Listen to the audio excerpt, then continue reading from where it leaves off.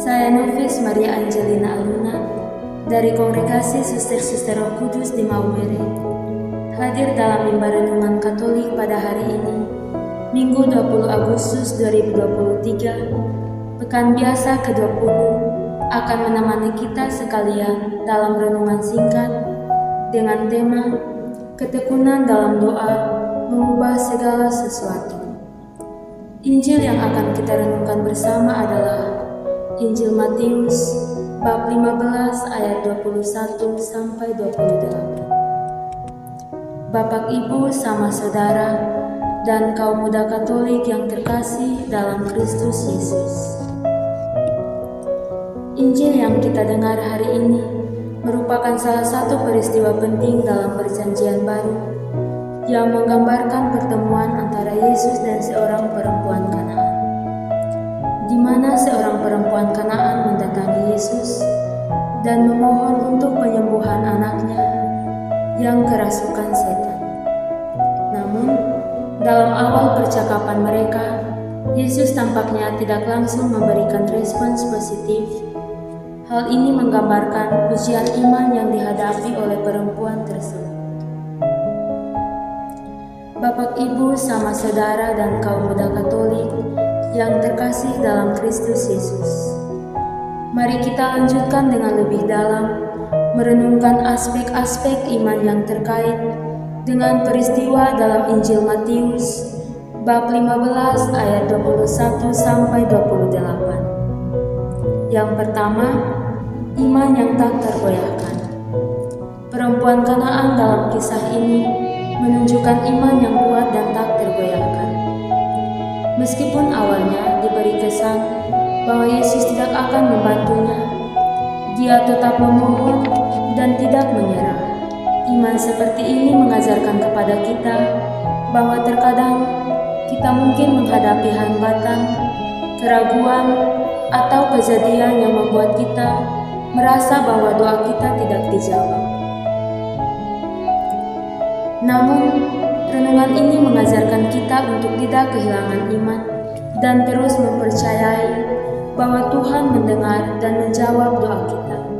Kedua, ketekunan dalam doa. Perempuan ini tidak hanya memohon sekali, tetapi terus memohon kepada Yesus, bahkan ketika tampaknya tidak ada respons awal. Ini mengingatkan kita akan pentingnya ketekunan dalam doa. Terkadang, Tuhan mungkin menguji sejauh mana kita bersedia untuk berkomunikasi dengannya dan bertahan dalam doa meskipun tantangan datang. Yang ketiga, kerendahan hati dan ketergantungan. Saat perempuan Kanaan menggunakan analogi remah-remah untuk menggambarkan keberadaannya sebagai seorang asing yang tetap bisa mendapatkan berkat dari Tuhan. Itu menunjukkan kerendahan hati dan ketergantungannya pada kehendak Tuhan. Ini mengajarkan kepada kita bahwa dalam iman kita harus menyadari bahwa segala sesuatu yang kita terima adalah karena anugerahnya, bukan karena hak kita sendiri. Yang keempat, pengakuan atas Kristus. Meskipun Yesus awalnya tidak merespons secara positif, perempuan ini tetap mengakuinya sebagai anak Daud dan Tuhan. Ini menunjukkan keyakinan kuat dalam identitas dan kuasa Kristus. Dalam renungan ini, kita dipanggil untuk mengakui Yesus sebagai Tuhan dan menyatakan iman kita dengan tegas, bahkan dalam situasi yang sulit. Yang kelima, anugerah dan kebajikan universal. Ketika Yesus akhirnya merespons dan memuji iman perempuan Kanaan, itu menggarisbawahi bahwa anugerah dan kebajikan Tuhan tidak terbatas pada satu kelompok atau bangsa saja.